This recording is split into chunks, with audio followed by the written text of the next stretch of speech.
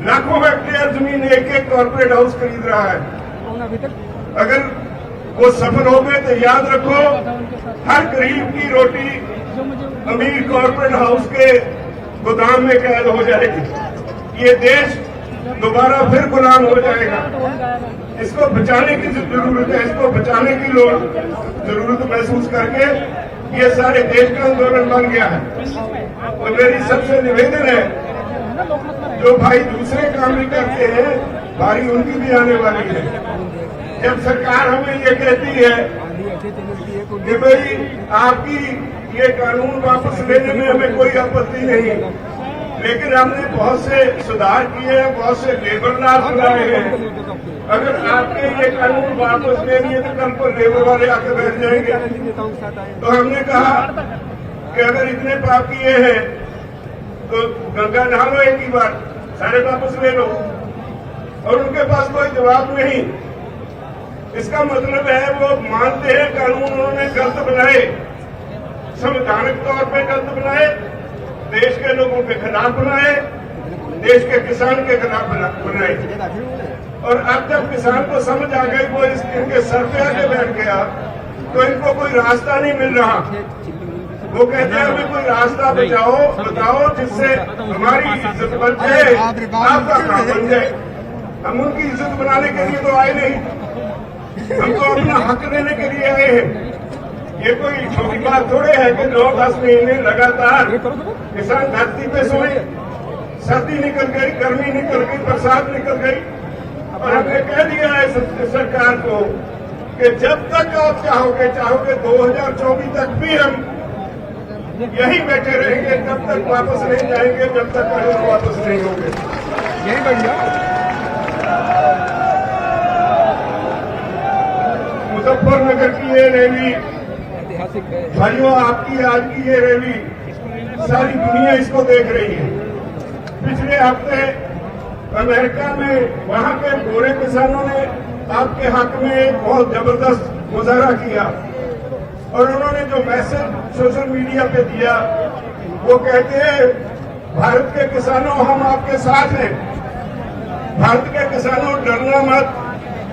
इन्होंने हमें डरा के कॉर्पोरेट्स के चोकर में फंसा दिया, और आज हमारी हालत ये है कि कॉर्पोरेट का नाम सुनते ही हमें कंपो भी छिड़ जाती है। मत डरना इनसे, आपके साथ सारी दुनिया के लोग हैं। हाउस ऑफ कॉमन्स में 2 बार बहस हो चुकी है आपके इन कानूनों के ऊपर। ऑस्ट्रेलिया में, न्यूजीलैंड में, कनाडा में, हर देश की पार्लियामेंट में चर्चा होगी। विदेशों में सरकार की खिल्ली उड़ रही है। तो आपके आज के इस रैली ने एक चेतावनी दी है, मैं समझता हूँ, मोदी सरकार को और भाजपाइयों को। या तो वो राय रास्ते आ जाए, वरना अब इस आंदोलन को आप रोक नहीं पाओगे। ये घाटा चला गया। पंजाब और हरियाणा में तो स्थिति आज ये है कि कोई भी पॉलिटिकल पार्टी जाती है पंजाब में किसी गांव में, लोग उनके लीडरों को घेर देते हैं, नहीं घुसने देते। हरियाणा में भाजपा की बोलती बंद कर दी किसानों ने। उसके चीफ मिनिस्टर को भी वो नीचे नहीं उतारने देते हेलीकॉप्टर। इन्होंने करनाल में कितनी बुरी तरह से निहत्थे किसानों को पीटा, जिसमें एक भाई हमारा शहीद भी हो गया। और हमने 6 तारीख तक वार्निंग दे रखी है हरियाणा की सरकार को कि या तो उस ऑफिसर के खिलाफ जिसने सर फोड़ने की हदायत की पुलिस को, या तो उसके खिलाफ 302 का मुकदमा दर्ज करो, नहीं तो फिर 6 तारीख को आपकी सेक्रेटरीट को घेर देंगे। 6 तारीख को हरियाणा का किसान बड़ी संख्या में करनाल में इकट्ठा हो रहा है। हमारा वो भाई जो हमारे लिए बहुत कीमती साथी था, जो बहुत देर से आंदोलन में काम कर रहा था, वो आम गरीब किसान के परिवार से था। उसके पीछे उसकी जिम्मेदारियां रह गई। वो हम सब लोगों की जिम्मेदारी है कि हम उसकी, हमारे दिवंगत साथी की आत्मा की शांति के लिए प्रार्थना करें। और ये छह मुझसे गलती से कहा गया 7 तारीख को करनाल में इकट्ठ रखा गया है।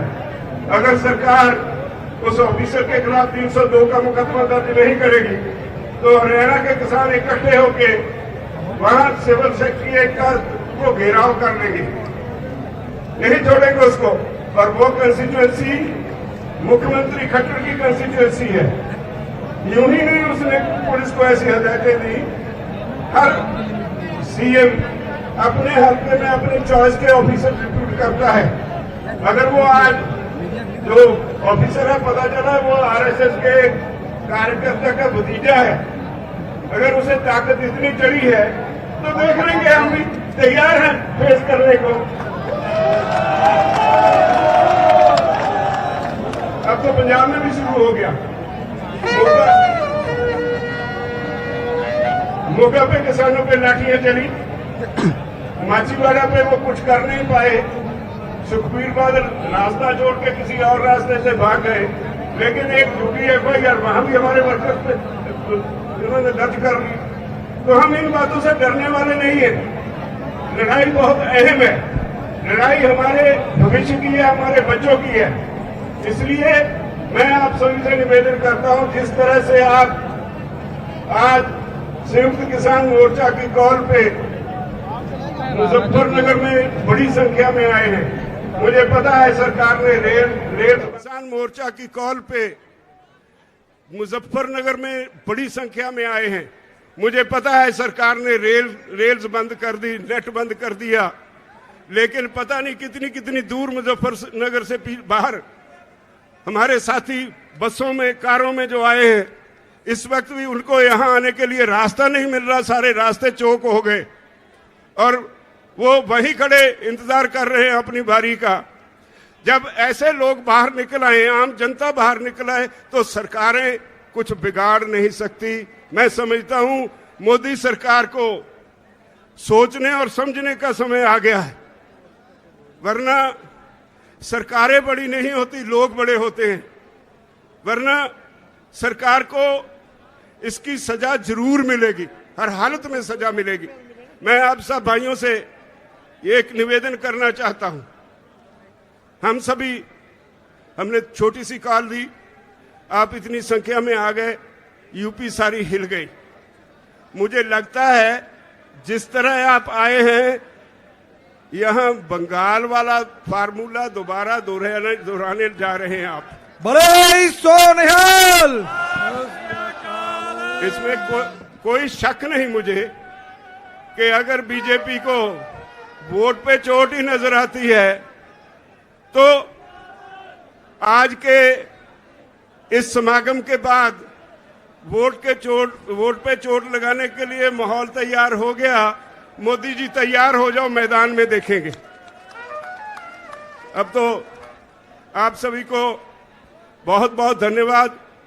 और आप सभी से आखिर में फिर एक बार विनती, आज की रैली के बाद सो नहीं जाना। बहुत बड़ी जिम्मेदारी आपके ऊपर छोड़ के चले हैं। मैं कल से यहां आया हूं, एक रिश्तेदारी में ठहरा था। बहुत से लोग मुझे मिलने आए, एक ही बात कह के मैं क्षमा मांगूंगा। बहुत से लोग मुझे मिलने आए, जो भी आया उसने आते ही पहली एक बात कही कि ये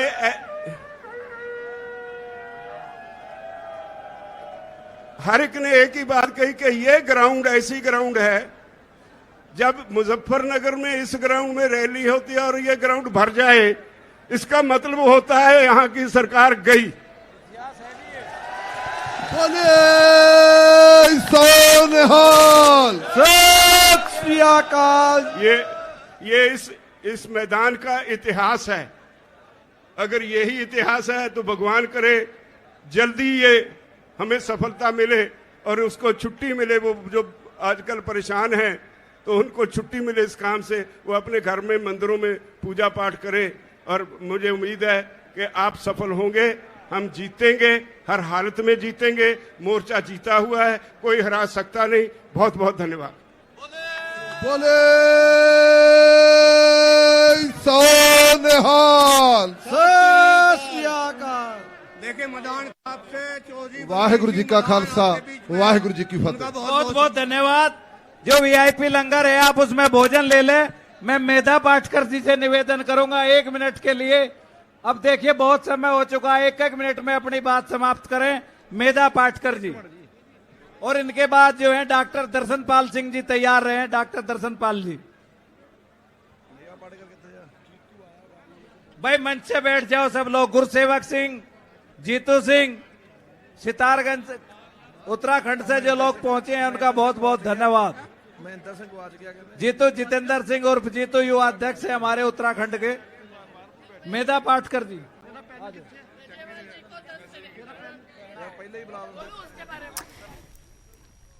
ਤਾਂ ਮੁਜ਼ੱਫਰਨਗਰ ਦੀ ਧਰਤੀ ਤੇ ਕਿਸਾਨ ਮਹਾਪੰਚਾਇਤ ਦੇ ਵਿੱਚ ਕਿਸਾਨ ਆਗੂ ਬਲਬੀਰ ਸਿੰਘ ਰਾਜੇਵਾਲ ਨੂੰ ਤੁਸੀਂ ਸੁਣਿਆ। ਬਲਬੀਰ ਰਾਜੇਵਾਲ ਨੇ ਜਿੱਥੇ ਇਸ ਅੰਦੋਲਨ ਦੇ ਵਿੱਚ ਉਹਨਾਂ ਦੀ ਜਿੱਤ ਦਾ ਦਾਅਵਾ ਕੀਤਾ ਹੈ, ਮੋਰਚੇ ਦੀ ਜਿੱਤ ਦਾ ਦਾਅਵਾ ਕੀਤਾ ਹੈ, ਉੱਥੇ ਹੀ ਕਰਨਾਲ ਅਤੇ ਮੋਗਾ ਦੇ ਵਿੱਚ ਜੋ ਲਾਠੀ ਚਾਰਜ ਕਿਸਾਨਾਂ ਤੇ ਕੀਤਾ ਗਿਆ ਉਸ ਦੀ ਨਿੰਦਾ ਵੀ ਕੀਤੀ ਹੈ ਤੇ ਨਾਲ ਹੀ ਕਿਹਾ ਹੈ ਕਿ ਕਰਨਾਲ ਦੇ ਵਿੱਚ ਜੋ ਲਾਠੀ ਚਾਰਜ ਹੋਇਆ ਉਸ ਦੇ ਵਿਰੋਧ ਵਿੱਚ ਜੋ ਅਲਟੀਮੇਟਮ ਸਰਕਾਰ ਨੂੰ ਦਿੱਤਾ ਸੀ 7 ਤਰੀਕ ਤੱਕ ਦਾ ਕਿ 7 ਤਰੀਕ ਤੱਕ ਜੇਕਰ ਪੁਲਿਸ ਤੇ ਐਕਸ਼ਨ ਨਾ ਲਿਆ ਗਿਆ, ਉਸ ਅਧਿਕਾਰੀ ਤੇ ਐਕਸ਼ਨ ਨਾ ਲਿਆ ਗਿਆ ਐਸਡੀਐਮ ਤੇ, ਜਿਸ ਦੇ ਵੱਲੋਂ ਹੁਕਮ ਦਿੱਤੇ ਗਏ ਸੀ ਕਿਸਾਨਾਂ ਤੇ ਲਾਠੀ ਚਾਰਜ ਦੇ ਉਹਨਾਂ ਦੇ ਸਿਰ ਪਾੜਨ ਤੇ, ਉਸ ਦੇ ਉੱਪਰ 302 ਧਾਰਾ ਦੇ ਤਹਿਤ ਜੇਕਰ कार्रवाई ना की गई तो ਅਸੀਂ 7 तरीक ਨੂੰ सेक्रेटरीट जो है वो घेरन जा रहे हैं। बड़े साथियों, जब पिछली बार मुजफ्फरनगर में आए थे तब वो हिंदुत्व का एक प्रकार का संदेश था। निरपराध युवाओं की हत्या हो गई थी, हम घर घर पहुंचे थे। आज मुजफ्फरनगर दंगा करने के लिए यहाँ नहीं आया है, एक पंगा लेने के लिए आया है और वो पंगा मोदी सरकार के साथ आप लेके रहेंगे, आप सफल होंगे तो देश बचेगा, देश बनेगा। हम लोग जानते हैं कि अयोध्या का मुद्दा बनाने वाले हिंदुत्व के नाम पर अंधत्व फैलाते हैं, अस्मिता का मुद्दा लेते हैं, अस्तित्व के जीने मरने के मुद्दे जो किसान मजदूरों के हैं उनको नजरअंदाज करते हैं।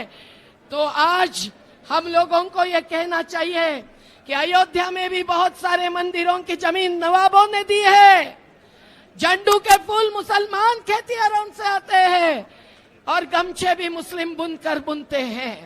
तो साथियों, आज उत्तर प्रदेश की जनता, जबकि हिंदू मुस्लिम सिख ईसाई आपस में है बहन भाई, ये कहकर एक अनोखी एकजुटता और ताकत दिखा रही है, तो मोदी सरकार की ये काले कानून नहीं, जो काली नजर है, एक व्यक्ति की नहीं एक विकृति की बात है, उसके सामने ये जनता ही जवाब देके रहेगी, लड़ेगी और जीतेगी।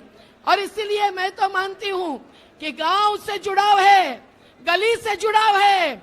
इसीलिए राकेश टिकाई, थनन मौला जी, योगेंद्र यादव जी, राजेवाल जी, दल्लेवाल जी, सभी के नेतृत्व में आप संयुक्त किसान मोर्चा को ये इतनी बड़ी ताकत दे चुके हैं कि आप अब यही संदेशा देंगे कि नोटबंदी के खिलाफ आपकी वोट बंदी होगी, वोट बंदी। क्या मंजूर है? क्या मंजूर है? तो नोटबंदी के खिलाफ वोट बंदी, नोटबंदी के खिलाफ वोट बंदी, नोटबंदी के खिलाफ वोट बंदी। आप समझिए कि 1 ही मिनट में मैं आखिरी पॉइंट बताती हूँ कि ये संसद भवन ही नहीं तोड़ रहे हैं, ये जनतंत्र तोड़ रहे हैं। ये लोगों के, किसानों की जमीन, नदियां, पानी, सब कुछ जिस गुजरात के अडानी अंबानी ने इनको बनाया, उत्तर प्रदेश ने ऐसा तो प्रधानमंत्री कभी नहीं बनाया था, नहीं बनने दिया था, लेकिन गुजरात के अडानी अंबानी ने बनाया। जिस गुजरात के साबरमती आश्रम को भी गांधी को भूलकर मोदी अभी कॉर्पोरेट्स के हाथ में सौंपने जा रहे हैं। ऐसे मोदी जी अब सेंट्रल विस्टा के नाम पर 22,000 करोड़ नहीं, 50,000 करोड़ उसके द्वारा अपना प्रोजेक्ट बना रहे हैं। रेल भवन तोड़ेंगे, म्यूजियम तोड़ेंगे। मैं बस इतना ही कहूंगी कि ये जनतंत्र पर आघात कर रहे हैं। जनतंत्र का भवन ही नहीं, ਤਾਂ यूपी ਦੇ ਮੁਜ਼ੱਫਰਨਗਰ ਦੇ ਵਿੱਚ ਕਿਸਾਨਾਂ ਦੀ ਮਹਾਪੰਚਾਇਤ ਜਾਰੀ ਹੈ। ਵੱਖ-ਵੱਖ ਕਿਸਾਨ ਆਗੂ ਸੰਬੋਧਨ ਕਰ ਰਹੇ ਨੇ, ਆਪੋ ਆਪਣੇ ਵਿਚਾਰ ਰੱਖ ਰਹੇ ਨੇ। ਹੁਣ ਦਰਸ਼ਨਪਾਲ ਵੀ ਸੰਬੋਧਨ ਕਰਨਗੇ। ਇਸ ਤੋਂ ਪਹਿਲਾਂ ਬਲਬੀਰ ਸਿੰਘ ਰਾਜੇਵਾਲ ਨੂੰ ਤੁਸੀਂ ਸੁਣਿਆ ਤੇ ਥੋੜੀ ਹੀ ਦੇਰ ਦੇ ਵਿੱਚ ਰਾਕੇਸ਼ ਟਕੈਤ ਮੰਚ ਤੇ ਆ ਕੇ ਕੀ ਕਹਿੰਦੇ ਨੇ ਉਹ ਵੀ ਤੁਹਾਨੂੰ ਸੁਣਾਵਾਂਗੇ। ਫਿਲਹਾਲ ਇੱਕ ਛੋਟੇ ਜਿਹੇ ਬ੍ਰੇਕ ਦੇ ਲਈ ਰੁਕਦੇ ਹਾਂ।